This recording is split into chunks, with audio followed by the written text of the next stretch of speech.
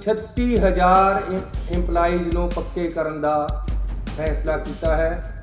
ਇਹਦੀ ਡਿਟੇਲਸ ਅਸੀਂ ਵਿਧਾਨ ਸਭਾ ਦੇ ਵਿੱਚ ਇੱਕ ਬਿੱਲ ਦੇ ਰਾਹੀਂ ਲਿਆ ਕੇ ਤੁਹਾਨੂੰ ਦੇਵਾਂਗੇ। ਤੇ 4 ਰੁਪਏ 415 ਰੁਪਏ 99 ਪੈਸੇ ਪੰਜਾਬ ਸਰਕਾਰ ਜਿਹੜਾ ਰੇਟ ਹੈ 1 ਮਾਰਚ 2020 ਤੋਂ ਪਿੱਛੇ ਤੋਂ ਵਧਾਉਣ ਜਾ ਰਹੀ ਹੈ। ਵਧਾ ਦਿੱਤੇ, ਮਤਲਬ ਕੈਬਨਿਟ 'ਚ ਪਾਸ ਹੋ ਗਿਆ ਹੈ। ਉਹਦੇ ਵਾਸਤੇ ਸਾਰੇ ਐਸਐਸਪੀ ਡੀਸੀਆਂ ਨੂੰ ਬੁਲਾ ਕੇ ਮੀਟਿੰਗ ਕਰਕੇ ਕਿਹਾ ਕਿ ਜਾਂ ਮੈਂ ਨਹੀਂ ਹੈ ਜਾਂ 9 ਰੁਪਏ ਦਿੱਤਾ ਨਹੀਂ। ਅੱਜ ਕੋਈ ਪੰਜਾਬ ਦਾ ਬੰਦਾ ਹੱਥ ਖੜਾ ਕਰਕੇ ਕਹਦੇ ਕਿ ਦਰਿਆ 'ਤੇ 9 ਰੁਪਏ ਨਹੀਂ ਵਿਕਦਾ ਤਾਂ ਮੈਂ ਜ਼ਿੰਮੇਵਾਰ। ਅੱਜ ਅਸੀਂ ਇਹ ਫੈਸਲਾ ਕਰ ਲਿਆ ਕਿ ਭੱਠਿਆਂ ਨੂੰ ਮਾਈਨਿੰਗ ਪਾਲਿਸੀ ਤੋਂ ਬਾਹਰ ਕਰ ਦੇਣਾ, ਜਿਹਦੇ ਨਾਲ ਭੱਠਾ ਵਾਲਾ ਜ਼ਿਮੀਂਦਾਰ ਨਾਲ ਸਿੱਧਾ ਕੰਟਰੈਕਟ ਕਰਕੇ ਉਦੋਂ ਮਿੱਟੀ ਲੈ ਲਵੇ। ਵਿੱਚ ਠੇਕੇਦਾਰੀ ਸਿਸਟਮ ਜਾਂ ਮਾਫੀਆ ਜਾਂ ਮਾਈਨਿੰਗ ਕੁਝ ਨਹੀਂ। ਸਾਡੇ ਐਡਵੋਕੇਟ ਜਨਰਲ ਸਾਹਿਬ ਨੇ, ਤੁਹਾਨੂੰ ਤੁਸੀਂ ਜਾਣਦੇ ਹੋ, ਕਾਫੀ ਦਿਨਾਂ ਤੋਂ ਅਸਤੀਫਾ ਦਿੱਤਾ ਹੋਇਆ ਸੀ। ਅੱਜ ਕੈਬਨਿਟ ਨੇ ਉਹਨੂੰ ਮਨਜ਼ੂਰ ਕਰ ਲਿਆ। ਜਿਸ ਦਿਨ ਰੇਤੇ ਦੇ ਰੇਟ ਫਿਕਸ ਹੋਣਗੇ ਮਾਫੀਆ ਉਸੇ ਦਿਨ ਮਰ ਜਾਏ। ਅਗਰ ਤੁਸੀਂ ਸ਼ਰਾਬ ਵੀ ਵੇਚਦੇ ਹੋ, ਬੋਤਲ ਦੇ ਉੱਤੇ ਰੇਟ ਹੁੰਦਾ। ਰੇਟ ਜਦੋਂ ਫਿਕਸ ਨਹੀਂ ਹੁੰਦਾ, ਸਪਲਾਈ ਤੇ 170 ਸਾਲ ਦੀ ਪਈ ਹੈ ਪੰਜਾਬ 'ਚ, ਸਪਲਾਈ ਰੋਕ ਦਿੱਤੀ ਜਾਂਦੀ ਹੈ। ਔਰ ਜਿਹੜੀ ਟਰਾਲੀ ਮੈਂ ਰਿਕਮੈਂਡ ਕਰਦਾ ਸੀਗਾ 1000 ਰੁਪਏ ਦੀ, ਕਿਉਂਕਿ ਟਰਾਲੀ ਦਾ ਰੇਟ ਫਿਕਸ ਹੋਣਾ ਚਾਹੀਦਾ। 1200 1000 1300 ਉਹ 5000 ਦੀ ਵੀ ਵਿਕੀ ਹੈ।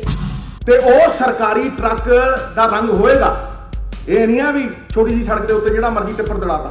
2015 ਦੇ ਵਿੱਚ ਨੋਟੀਫਿਕੇਸ਼ਨ ਹੋਈ ਅਕਾਲੀ ਸਰਕਾਰ 'ਚ ਕਿ ਜਿਹੜੇ ਟਰੱਕ ਤੇ ਡੇਟ ਰੇਟ ਔਰ ਵੇਟ ਨਹੀਂ ਹੈ ਉਹਨੂੰ ਇੰਪਾਊਂਡ ਕੀਤਾ ਜਾਏ।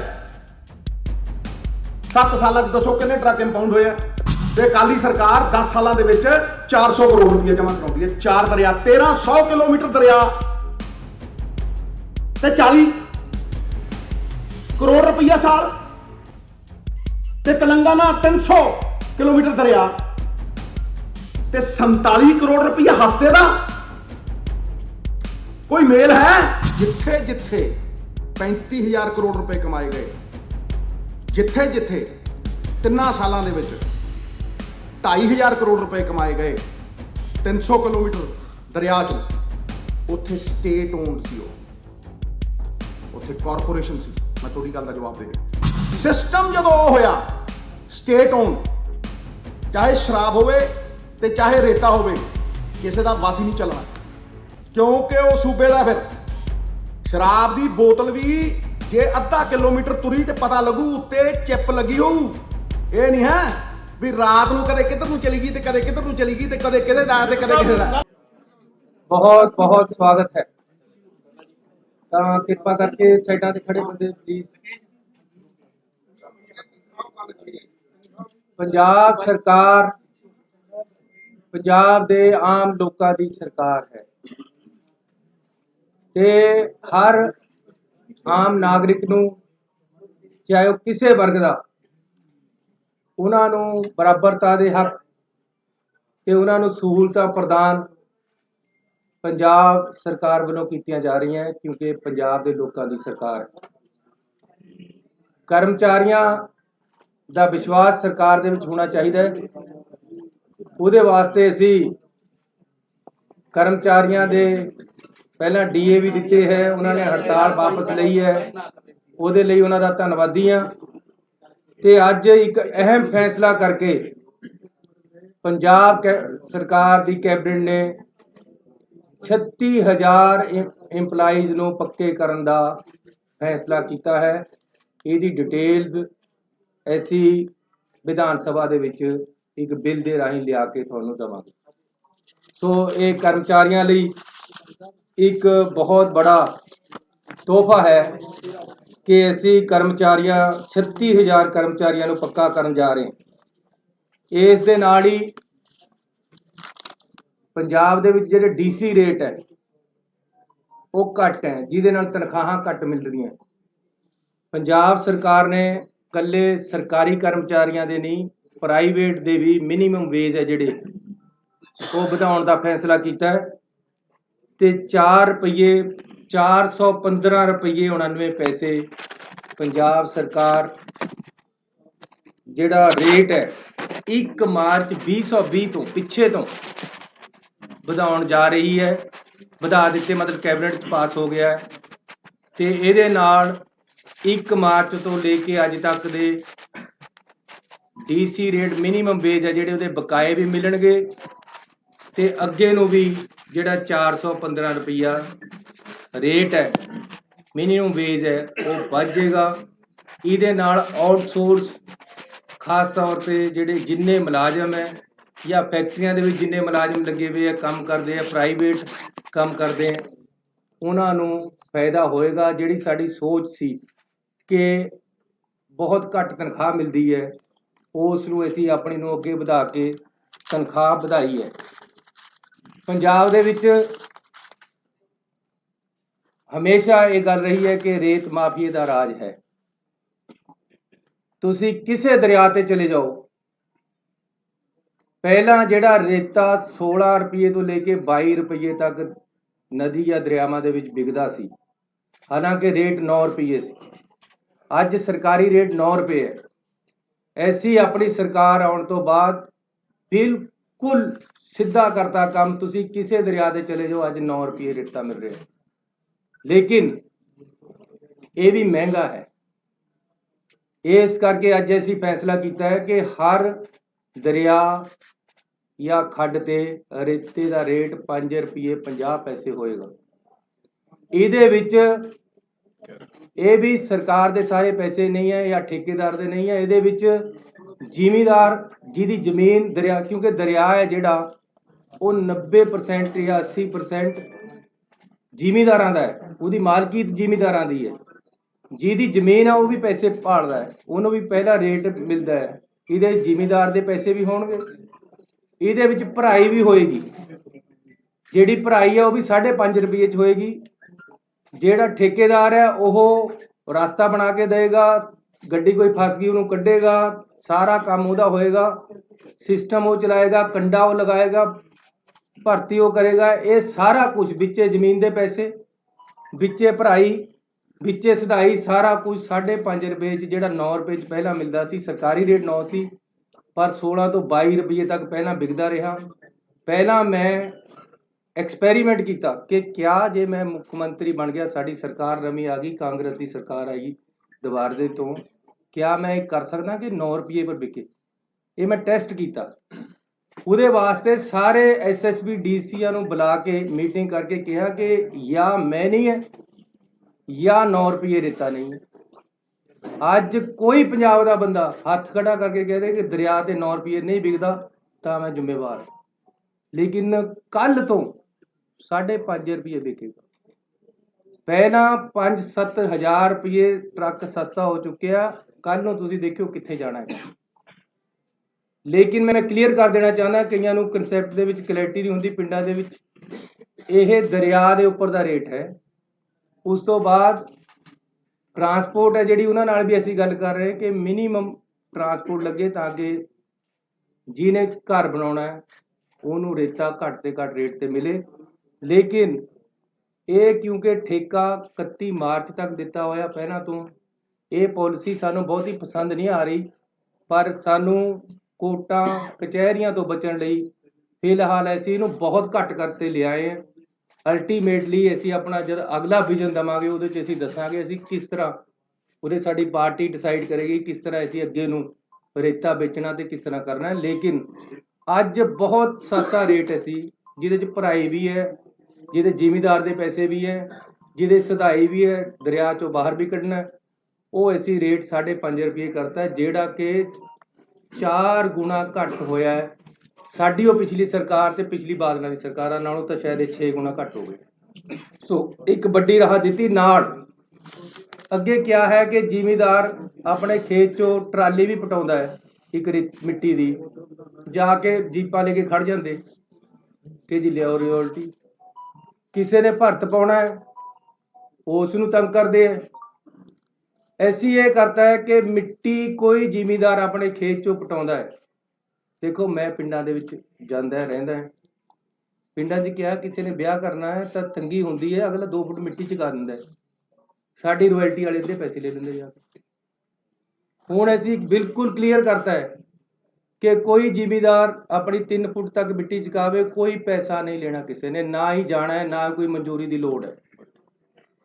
ਤੇ ਨਾਲ ਦੀ ਨਾਲ ਇੱਟਾਂ ਬੜੀਆਂ ਮਹਿੰਗੀਆਂ ਹੋ ਰਹੀਆਂ, ਉਹਦਾ ਇੱਕ ਬੜਾ ਕਾਰਨ ਇਹ ਹੈ ਕਿ ਉਹ ਮਾਈਨਿੰਗ ਪਾਲਿਸੀ ਲੱਗ ਜਾਂਦੀ ਉਹਦੇ ਤੇ। ਜਦੋਂ ਭੱਠੇ ਵਾਲਾ ਮਿੱਟੀ ਚੱਕਦਾ ਹੈ, ਜ਼ਿਮੀਦਾਰ ਤੋਂ ਭੱਠੇ ਵਾਲਾ ਮਿੱਟੀ ਲੈਂਦਾ, ਜ਼ਿਮੀਦਾਰ ਨੂੰ 4 ਪੈਸੇ ਆ ਜਾਂਦੇ 1 ਫੁੱਟ ਦੇ, ਲੇਕਿਨ ਅੱਧੇ ਪੈਸੇ ਮਾਈਨਿੰਗ ਵਾਲੇ ਲੈ ਜਾਂਦੇ। ਅੱਜ ਅਸੀਂ ਇਹ ਫੈਸਲਾ ਕਰ ਲਿਆ ਕਿ ਭੱਠਿਆਂ ਨੂੰ ਮਾਈਨਿੰਗ ਪਾਲਿਸੀ ਤੋਂ ਬਾਹਰ ਕਰ ਦੇਣਾ, ਜਿਹਦੇ ਨਾਲ ਭੱਠਾ ਵਾਲਾ ਜ਼ਿਮੀਦਾਰ ਨਾਲ ਸਿੱਧਾ ਕੰਟਰੈਕਟ ਕਰਕੇ ਉਦੋਂ ਮਿੱਟੀ ਲੈ ਲਵੇ, ਵਿੱਚ ਠੇਕੇਦਾਰੀ ਸਿਸਟਮ ਜਾਂ ਮਾਫੀਆ ਜਾਂ ਮਾਈਨਿੰਗ ਕੁਛ ਨਹੀਂ, ਫ੍ਰੀ ਹੋ ਗਿਆ ਇਹ ਕੰਮ।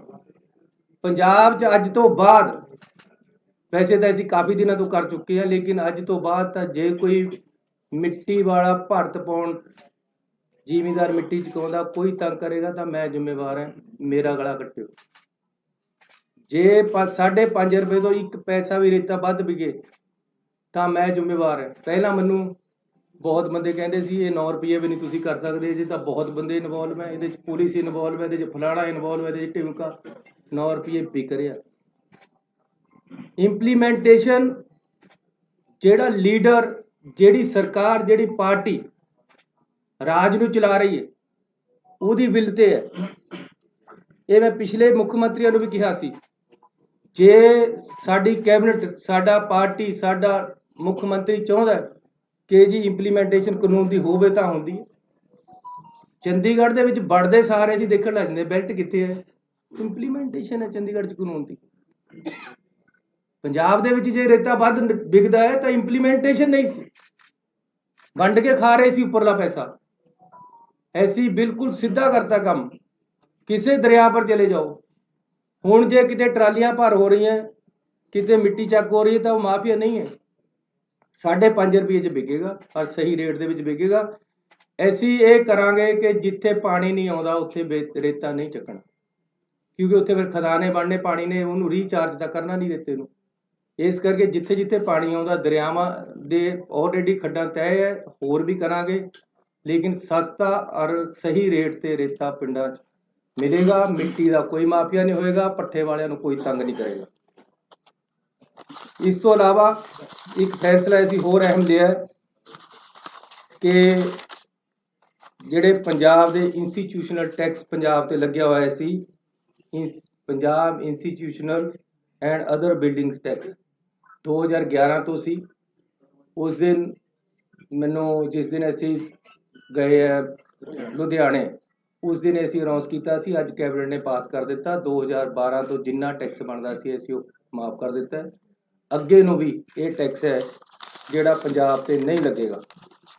ਇਸ ਤੋਂ ਇਲਾਵਾ ਅਸੀਂ ਵਨ ਟਾਈਮ ਸੈਟਲਮੈਂਟ, ਜਿਹੜੀ ਕੰਪਾਊਂਡੇਬਲ ਬਿਲਡਿੰਗਸ ਹੈਗੀਆਂ, ਜਿਹੜੀਆਂ ਸ਼ਹਿਰਾਂ ਦੇ ਵਿੱਚ ਇਹ ਵੱਡੀ ਰਾਹਤ ਦੇ ਰਹੇ ਹੈ ਕਿ ਜਿਹੜੀਆਂ ਬਿਲਡਿੰਗਾਂ ਬਣ ਗਈਆਂ ਉਹਦੇ ਪਰ ਕਿਸੇ ਨੇ ਚਵਾਰਾ ਪਾ ਲਿਆ, ਕਿਸੇ ਨੇ ਹਾਈਟ ਜ਼ਿਆਦਾ ਵਧਾ ਲਈ, ਜਾਂ ਕਿਸੇ ਨੇ ਬਾਹਰ ਨੂੰ ਥੋੜਾ ਬਹੁਤਾ ਕੱਢ ਲਿਆ, ਜਿਹੜਾ ਕੁਝ ਕੰਪਾਊਂਡੇਬਲ ਹੈ ਉਹਨਾਂ ਨੂੰ ਅਸੀਂ ਰੇਟ ਵੀ ਘਟਾ ਦਿੱਤੇ ਆ 25%। ਉਹਨਾਂ ਨੂੰ ਦੁਬਾਰੇ ਲੀਗਲਾਈਜ਼ ਕਰਨ ਦਾ ਇੱਕ ਵਨ ਟਾਈਮ ਪਾਲਿਸੀ ਲੈ ਕੇ ਆਏ ਹੈ, ਜਿਹੜੀ ਕਿ ਕੱਲ ਤੋਂ ਚਾਲੂ ਹੋ ਜਾਏਗੀ। ਇਸ ਦੇ ਨਾਲ ਇਹ ਸਾਡੇ ਅੱਜ ਦੇ ਐਲਾਨ ਹੈ ਜਿਹੜੇ ਕਿ ਅਸੀਂ ਵੱਡੀ ਰਾਹਤ ਪੰਜਾਬ ਦੇ ਲੋਕਾਂ ਨੂੰ ਦਿੱਤੀ ਹੈ।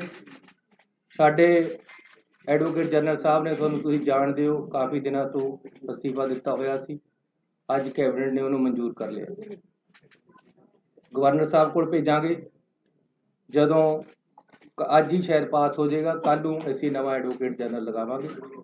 ਇਸ ਤੋਂ ਇਲਾਵਾ DGP ਦੀ ਜਿਹੜੀ ਪੋਸਟਿੰਗ ਹੈ, ਜਿੰਨੇ 30 ਸਾਲ ਤੋਂ ਉੱਪਰ ਦੇ, ਇਹ ਕਾਨੂੰਨ ਹੈ, ਜਿਨ੍ਹਾਂ ਦੀ 30 ਸਾਲ ਨੌਕਰੀ ਹੋ ਗਈ ਹੈ, ਉਹਨਾਂ ਦਾ ਅਸੀਂ ਆਲਰੇਡੀ ਭੇਜ ਚੁੱਕੇ ਸਾਰਿਆਂ ਦੇ ਨਾਮ, ਸਾਤੋਂ ਸਾਰਿਆਂ ਦੇ ਨਾਮ ਮੰਗੇ ਗਏ ਹੈ। ਉਹਨਾਂ ਵਿੱਚੋਂ ਇੱਕ ਪੈਨਲ ਬਣਾ ਕੇ ਕੇਂਦਰ ਸਰਕਾਰ ਭੇਜੇਗੀ। ਉਹ ਪੈਨਲ ਵਿੱਚੋਂ ਅਸੀਂ DGP ਨਵਾਂ ਲਗਾਵਾਂਗੇ। ਜੋ ਪੈਨਲ ਆਏਗਾ, ਇਹ ਪਹਿਲਾਂ ਤੋਂ ਇੱਕ ਪ੍ਰਿੰਸੀਪਲੀ ਕਲੀਅਰ ਹੋਇਆ। ਸੋ ਮੈਂ ਤੁਹਾਡਾ ਧੰਨਵਾਦੀ ਹਾਂ ਕਿ ਤੁਸੀਂ ਅੱਜ ਇੱਥੇ ਆਏ ਹੋ। ਪੰਜਾਬ ਦੇ ਵੱਡੇ ਐਲਾਨ ਹੋਏ ਹੈ। ਪਰਸੋਂ ਨੂੰ ਸਾਡਾ ਵਿਧਾਨ ਸਭਾ ਦਾ ਸੈਸ਼ਨ ਹੈ, ਉਹਦੇ ਵਿੱਚ ਅਸੀਂ ਬਿਜਲੀ ਸਮਝੌਤਿਆਂ ਬਾਰੇ ਬਿੱਲ ਲੈ ਕੇ ਆਵਾਂਗੇ। ਕਿਸਾਨਾਂ ਬਾਰੇ ਜਿਹੜੇ ਕਾਲੇ ਕਾਨੂੰਨ ਬਣੇ ਹੈ ਉਹਦੇ ਬਾਰੇ ਵਿੱਚ ਰੈਜੂਲੇਸ਼ਨ ਤੇ ਕੁਝ ਬਿੱਲ ਆਉਣਗੇ। ਇਸ ਦੇ ਨਾਲ ਹੀ ਜਿਹੜਾ 50 ਕਿਲੋਮੀਟਰ ਅੰਦਰ BSF ਆਉਣ ਦਾ ਫੈਸਲਾ ਹੈ ਉਹਦੇ ਬਾਰੇ ਵਿੱਚ ਵੀ ਅਸੀਂ ਇਹ ਵਿਧਾਨ ਸਭਾ ਦੇ ਵਿੱਚ ਇਹ ਮਸਲਾ ਰੱਖਾਂਗੇ ਤੇ ਇਹਦੇ ਬਾਰੇ ਰੈਜੂਲੇਸ਼ਨ ਲੈ ਕੇ ਆਵਾਂਗੇ। ਸੋ ਮੈਂ ਧੰਨਵਾਦੀ ਹਾਂ ਆਪਣੇ ਮੰਤਰੀ ਸਾਹਿਬਾਨ ਦਾ, ਸਾਡੀ ਪਾਰਟੀ ਦੇ ਪ੍ਰਧਾਨ ਸਾਹਿਬ ਵੀ ਸਾਡੇ ਵਿਚਕਾਰ ਆਏ ਹੈ, ਉਹਨਾਂ ਦਾ ਵੀ ਮੈਂ ਸਵਾਗਤ ਵੀ ਕਰਦਾ, ਉਹਨਾਂ ਦਾ ਧੰਨਵਾਦ ਵੀ ਕਰਦਾ। ਤੇ ਹੁਣ ਮੈਂ ਪ੍ਰਧਾਨ ਜੀ ਨੂੰ ਬੇਨਤੀ ਕਰਾਂਗਾ।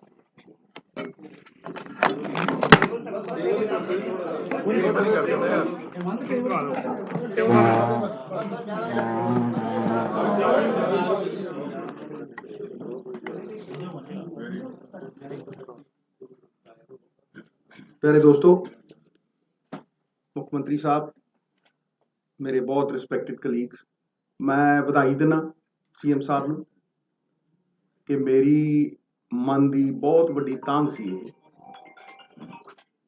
ਕਿ ਰੇਤੇ ਦੇ ਰੇਟ ਫਿਕਸ ਹੋਣ। ਮੈਂ ਪਹਿਲੇ ਦਿਨ ਤੋਂ ਕਹਿਣਾ,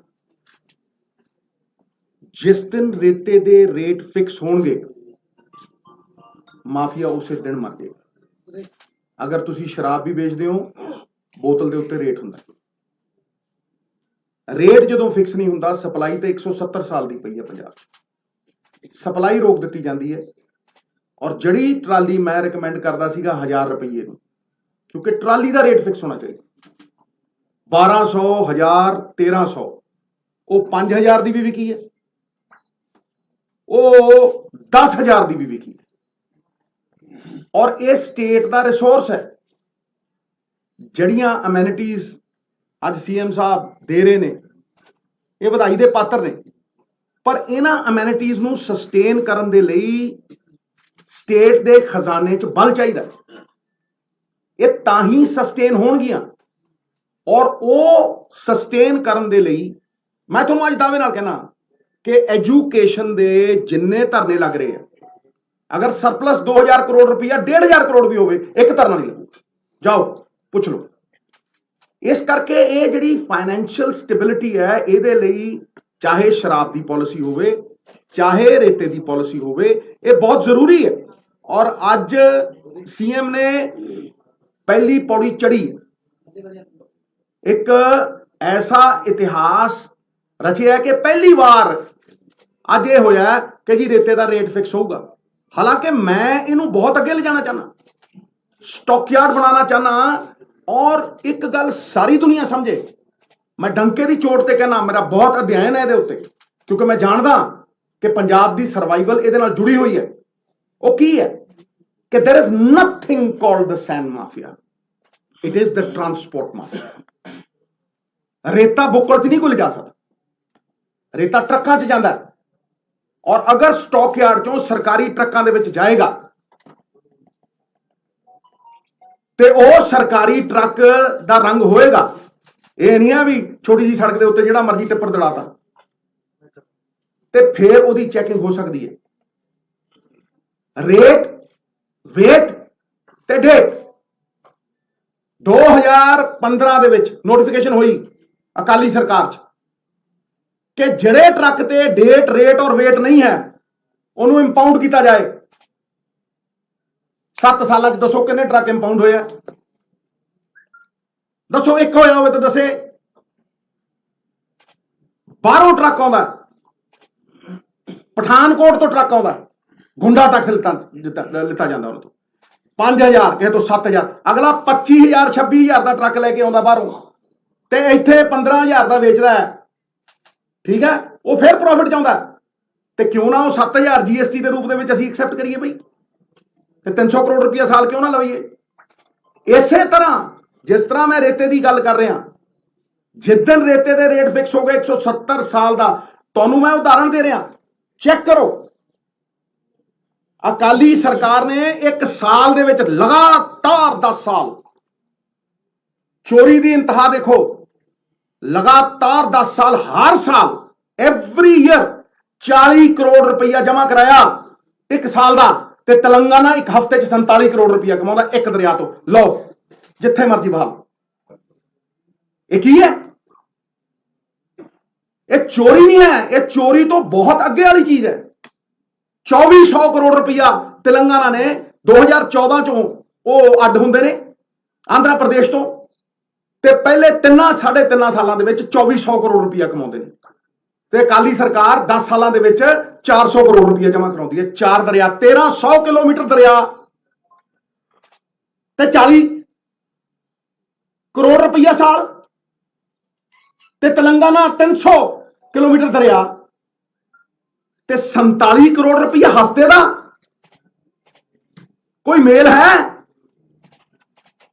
ये स्टेट दे रिसोर्सेज ने साहब, ये स्टेट दे रिसोर्सेज ने, ये जब तक खजाने च नहीं आउणगे, और मैं विश्वास दिवाउणा तुहानूं कि इसे सहयोग दे नाल एक एक पॉलिसी नाल बैठ के अपने कोलीग्स दे सहयोग दे नाल 500 वायदे नहीं होने ऐतकी। एक रोड मैप होएगा, छोटा रोड मैप होएगा, और वादियां नूं कटेल करके उन्ने ही रखांगे ਜਿਹੜੇ ਵਿਸ਼ਵਾਸ ਦੇ ਪਾਤਰ ਹੋਣ। ਨਵਜੋਤ ਸਿੰਘ ਸਿੱਧੂ ਅਗਰ ਸੱਤਾ ਹੰਡਾਉਣੀ ਹੁੰਦੀ, ਕੁਰਸੀਆਂ ਹੀ ਹੰਡਾਉਣੀਆਂ ਹੁੰਦੀਆਂ, ਤੇ ਪੰਜਾਬ ਖਾਤਰ ਨਾ ਲੜਦਾ। ਫਿਰ ਜਿਹੜੀ ਮੇਰੀ ਲੜਾਈ ਹੈ ਉਹ ਕੋਈ ਨਿੱਜੀ ਲੜਾਈ ਨਹੀਂ, ਇਹ ਰੇਤੇ ਦੀ ਲੜਾਈ ਵੀ ਮੇਰੀ ਕੋਈ ਨਿੱਜੀ ਲੜਾਈ ਨਹੀਂ। ਅੱਜ ਮਾਹੌਲ ਬਦਲਿਆ, ਇੱਕ ਬਦਲਾਵ ਦੀ परिस्थिति है, लेकिन ਇਹਨੂੰ ਪੱਕੇ ਪੈਰ अगर सस्टेन करना ਅਸੀਂ 5 साल, ਤੇ ਇਹਨਾਂ ਰਿਸੋਰਸਿਸ ਨੂੰ ਸਾਨੂੰ ਯੂਟਿਲਾਈਜ਼ ਕਰਨਾ ਪਏਗਾ, ਔਰ ਆਉਣ ਵਾਲਾ ਸਮਾਂ ਸਾਡਾ ਚੋਖਾ ਹੀ ਚੋਖਾ। ਇਸ ਗੱਲ ਦੇ ਉੱਤੇ ਮੈਂ ਪਹਿਰਾ ਦਿੰਦਾ ਰਹੂੰਗਾ, ਔਰ ਮੇਰਾ ਪਾਰਟੀ ਵੱਲੋਂ ਇਹ ਜੋ ਇਹਨਾਂ ਨੇ ਕਿਹਾ ਕੱਲ ਕੈਬਨਿਟ ਦੇ ਵਿੱਚ ਅਗਰ ਡਿਸੀਜਨ ਹੁੰਦੇ ਆ, ਮੇਰਾ ਪਾਰਟੀ ਵੱਲੋਂ 110% ਸਹਿਯੋਗ, ਨਾਲੇ ਚੀਫ ਮਿਨਿਸਟਰ ਨੂੰ, ਨਾਲੇ ਸਾਰਿਆਂ ਨੂੰ, ਇਹਦੇ 'ਚ ਕੋਈ ਸ਼ੱਕ। बहुत बहुत धन्यवाद जी सर। हाँ जी, हाँ बोलो बोलो बोलो बोलो बोलो, जुग जुग जियो मेरे प्यारे, बोलो।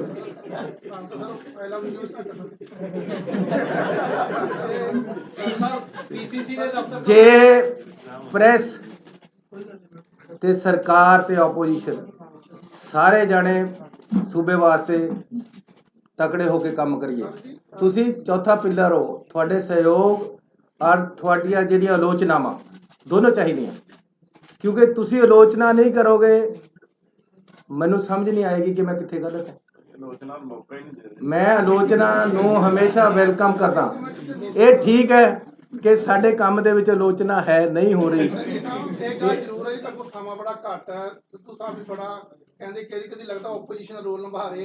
करना चाहिए। पार्टी सुप्रीम है, पार्टी दियां आइडियोलॉजी ਨੂੰ ਅਸੀਂ ਇੰਪਲੀਮੈਂਟ ਕਰਨਾ, and we are here to implement their ideology. ਕੋਈ ਹੈ ਨਹੀਂ ਉਹਨਾਂ ਨੇ ਸਰ ਇੱਕ ਤਾਂ ਜਿਹੜੀ ਮਾਫੀਆ ਦੀ ਗੱਲ ਚੱਲਦੀ ਪਈ ਹੈ, ਮੈਂ ਫਿਰ ਨਾਮ ਵੀ ਲੈ ਦਿੰਦਾ ਕਿ ਰੋਪੜ ਦੇ ਵਿੱਚ ਸਰ ਕਈ ਖੱਡਾਂ ਇਦਾਂ ਕੋ ਰੋਪੜ ਦੇ ਵਿੱਚ ਆ, ਬਾਕੀ ਹੈ ਜਿਹੜੀ ਲੀਗਲਾਈਜ਼ ਖੱਡ ਹੈ ਉਹ ਚੱਲਦੀ ਨਹੀਂ ਹੈ। ਜਿਹੜੇ ਪੋਲੀਟੀਸ਼ੀਅਨ ਹੈ ਜਾਂ ਸਾਡੇ ਸਪੋਕਰ ਜਿਹੜੇ ਸਾਡੇ ਕੋਈ ਲੀਡਰਸ ਨੇ ਉਹਨਾਂ ਦੀ ਸ਼ਹਿਰ ਨਾਲ ਚੱਲਦੀ ਹੈ। ਜਿਹੜੀ ਲੀਡਰ ਜਿਵੇਂ ਆਮ ਰੋਪੜ ਦੇ ਵਿੱਚ ਇੱਕ ਟੌਪ ਲੀਡਰ ਤੁਹਾਡੇ ਸੱਤਾ ਰੂਟ ਦੇ ਵਿੱਚ ਨਾਮ ਵੱਜਦਾ ਹੈ, ਉਹ ਸਰ ਕੀ ਜਿਹੜੀਆਂ ਲੀਗਲਾਈਜ਼ ਜਿਹੜੀਆਂ ਰੁਕੀਆਂ ਹੋਈਆਂ ਇਲੀਗਲ ਚੱਲਦੀਆਂ ਪਈਆਂ ਨੇ, ਉਹ ਉਹਦੇ ਵਾਸਤੇ ਕੋਈ ਮੈਕੈਨਿਜ਼ਮ ਕੋਈ ਸਰ ਤੁਸੀਂ ਮੈਨੂੰ ਦੱਸੋ 9 ਰੁਪਏ ਤੇ ਘੱਟ ਜੇ ਇੱਕ ਵੀ ਇਲੀਗਲ ਚੱਲਣ ਨਹੀਂ ਦਵਾਂਗਾ। ਨੰਬਰ 1 ਹੁਣ 5.5 ਤੋਂ 1 ਪੈਸਾ ਵੱਧ ਨਹੀਂ ਵਿਗੜ ਦਵਾਂਗਾ। ਜਾਂ ਪੈਸਾ ਸਰਕਾਰ ਨੂੰ ਆਏਗਾ ਜਾਂ ਲੋਕਾਂ ਨੂੰ ਜਾਏਗਾ, ਇਹਦੇ ਵਿੱਚ ਕਿਤੇ ਨਹੀਂ। ਤੁਸੀਂ ਇਹਨਾਂ ਨੇ ਉਹਨੇ ਟਰਾਲੀ ਦੀ ਗੱਲ ਕਰੀ ਹੈ, ਜਿਹੜਾ ਮੈਂ ਅੱਜ ਰੇਟ ਦਿੱਤਾ ਮੇਰੀ ਆਪਣੀ ਸਰਕਾਰ ਨੇ, ਸਾਡੀ ਪਾਰਟੀ ਦੀ ਸਰਕਾਰ ਨੇ 5.5 ਰੁਪਏ, ਉਹਦੇ ਨਾਲ 800 ਰੁਪਏ ਦੀ ਟਰਾਲੀ ਭਰਦੀ। ਅੱਜ ਤੱਕ ਕਦੇ ਸੁਣਿਆ 800 ਰੁਪਏ ਦੀ ਟਰਾਲੀ ਭਰ ਜਾਏਗੀ ਰੇਤੇ ਦੀ? ਔਰ ਇਹਦੇ ਵਿੱਚ ਭਰਾਈ ਵੀ ਹੈ, ਇਹਦੇ ਵਿੱਚ ਚੁਕਾਈ ਵੀ ਹੈ, ਇਹਦੇ ਵਿੱਚ ਠੇਕੇਦਾਰ ਜ਼ਿਮੀਦਾਰ ਦੇ ਪੈਸੇ ਵੀ ਹੈ। ਅਗਲਾ ਆਵੇ, ਮੈਂ ਕਹਿੰਦਾ ਜੀ ਤੁਸੀਂ ਇਹ ਦਰਿਆ ਦਾ ਰੇਟ ਹੈ, ਕੋਈ ਬੰਦਾ ਆਪਣੀ ਟਰਾਲੀ ਲਿਆ ਕੇ ਭਰਾ ਲਵੇ, ਕੋਈ ਆਪਣਾ ਟਰੱਕ ਲਿਆ ਕੇ ਭਰਾ ਲਵੇ। ਟਰਾਂਸਪੋਰਟ ਜੇ ਜ਼ਿਆਦਾ ਪੈਸੇ ਲੈਂਦਾ ਆਪਣਾ ਟਰੱਕ ਕਰਕੇ ਲਿਆਓ, ਅਸੀਂ ਤਾਂ ਤੁਹਾਨੂੰ ਭਰ ਕੇ ਦੇਣਾ, ਭਰ ਕੇ ਵੀ ਦੇਵਾਂਗੇ। ਜੇ ਅਗਲਾ ਆਪਣੀ ਜੇਸੀਬੀ ਨਾਲ ਭਰਦਾ ਆ ਕੇ ਤਾਂ 1 ਰੁਪਿਆ ਸੈਂਕੜਾ ਭਰਾਈ ਦਾ ਰੇਟ ਹੈ, ਉਹ ਘੱਟ ਹੋ ਜਾਏਗਾ। सो बहुत ही लिबरल और लोगों के पक्की ऐसी पॉलिसी लेके आए है। लेकिन फिर मैं कहना कि साडी पार्टी का विजन है जिहड़ा वो आने वाले समय च असीं लागू करांगे और नवी पॉलिसी जिहड़ी असीं एक विजन देवांगे ते कोई खड्ड ऐसी इलीगल ਚੱਲਣ नहीं देवांगे। ठीक है, पिछले समय च जिहड़ा कुछ होया ਤੁਹਾਨੂੰ भी पता है, कौन मजीठिया सी, कौन सी, किथे किथे किस तरह चलदा रहा, यही इत्थे सुखवीर सीगा, यही कुछ इत्थे होया। लेकिन भरावो एक गल दस देना, हुण लोकां दी सरकार है, मैं लोकां नूं कह देना कि अपना मोबाइल लेके खड़ जाओ उत्थे, मेरे नौजवान मुंडे खड़नगे। पुलिस वालियां नूं कहता या तुसीं नहीं या मैं नहीं। नौजवान मुंडा एक मनु कोई वीडियो पा दे कि जी ने मेरे 5.5 नहीं 5 रुपए 60 पैसे ले, या वो नहीं है मैं नहीं। बहुत धन्यवाद। मैं एक मिनट इस गल का जवाब देना, मैं इस गल का जवाब देना, मैं ਤੁਹਾਨੂੰ जवाब देना। मैं देखो ਰੋਪੜ ਕੀ ਹੋ ਰਿਹਾ ਕੀ ਨਹੀਂ ਹੋ ਰਿਹਾ ਨਿੱਜੀ ਤੌਰ ਦੇ ਉੱਤੇ ਇਹ ਤੁਸੀਂ ਤਹਿਕੀਕਾਤ ਕਰੋ, ਜੇ ਪ੍ਰੂਫ ਹੈਗਾ ਤਾਂ ਦਿਓ, ਠੀਕ ਹੈ। ਮੈਂ ਤੁਹਾਨੂੰ ਇੰਨਾ ਕਹਿਣਾ ਚਾਹਨਾ ਔਰ ਡੰਕੇ ਦੀ ਚੋਟ ਤੇ ਕਹਿਣਾ ਚਾਹਨਾ, ਇਹ ਜੋ ਕੁਝ ਸ਼ਰਾਬ 'ਚ ਹੋਇਆ, ਜੋ ਕੁਝ ਰੇਤੇ 'ਚ ਹੋਇਆ, ਇਹ ਇੱਕ ਕਾਰਟਲ ਕਰਕੇ ਹੋਇਆ। ਕਾਰਟਲ ਠੇਕੇਦਾਰੀ 'ਚ ਬਣਦਾ। ਜਿੱਥੇ ਜਿੱਥੇ 35,000 ਕਰੋੜ ਰੁਪਏ ਕਮਾਏ ਗਏ, ਜਿੱਥੇ ਜਿੱਥੇ 3 ਸਾਲਾਂ ਦੇ ਵਿੱਚ 2,500 ਕਰੋੜ ਰੁਪਏ ਕਮਾਏ ਗਏ 300 ਕਿਲੋਮੀਟਰ ਦਰਿਆ ਚੋਂ, ਉੱਥੇ ਸਟੇਟ ਓਨਡ ਸੀ, ਉਹ ਉੱਥੇ ਕਾਰਪੋਰੇਸ਼ਨ ਸੀ। ਮੈਂ ਤੁਹਾਡੀ ਗੱਲ ਦਾ ਜਵਾਬ ਦੇ ਰਿਹਾ। ਸਵਾਲ ਇਹ ਹੈ ਕਿ ਮਹਾਰਾਜ ਪਾਪੀ ਨਹੀਂ ਮਾਰਨੇ, ਪਾਪ ਮਾਰਨਾ। ਇੱਕ ਸਿਸਟਮ ਐਸਾ ਹੈ ਜਿਹੜਾ ਕਹਿੰਦਾ ਆ ਹੁਣ ਮੇਰੇ ਨਾਲ ਰਲ, ਜਦੋਂ ਤੂੰ ਚੋਰ ਹੋ ਗਿਆ ਤੇ ਤੈਨੂੰ ਨਾਲ ਰਲਾਵਾਂ। ਤੇ ਸੁਣੋ ਮੈਂ ਮੇਰੀ ਗੱਲ ਪੂਰੀ ਕਰਨੇ ਮਿੱਤਰਾ, ਪੂਰੀ ਕਰਨੇ। ਸਿਸਟਮ ਜਦੋਂ ਉਹ ਹੋਇਆ ਸਟੇਟ ਓਨਡ, ਚਾਹੇ ਸ਼ਰਾਬ ਹੋਵੇ ਤੇ ਚਾਹੇ ਰੇਤਾ ਹੋਵੇ, ਕਿਸੇ ਦਾ ਵਸ ਹੀ ਨਹੀਂ ਚੱਲਣਾ, ਕਿਉਂਕਿ ਉਹ ਸੂਬੇ ਦਾ। ਫਿਰ ਸ਼ਰਾਬ ਦੀ ਬੋਤਲ ਵੀ ਜੇ ਅੱਧਾ ਕਿਲੋਮੀਟਰ ਤੁਰੀ ਤੇ ਪਤਾ ਲੱਗੂ ਉੱਤੇ ਚਿੱਪ ਲੱਗੀ ਹੋਊ। ਇਹ ਨਹੀਂ ਹੈ ਵੀ ਰਾਤ ਨੂੰ ਕਦੇ ਕਿੱਧਰ ਨੂੰ ਚਲੀ ਗਈ ਤੇ ਕਦੇ ਕਿੱਧਰ ਨੂੰ ਚਲੀ ਗਈ ਤੇ ਕਦੇ ਕਿਹਦੇ ਦਾ ਤੇ ਕਦੇ ਕਿਸੇ ਦਾ।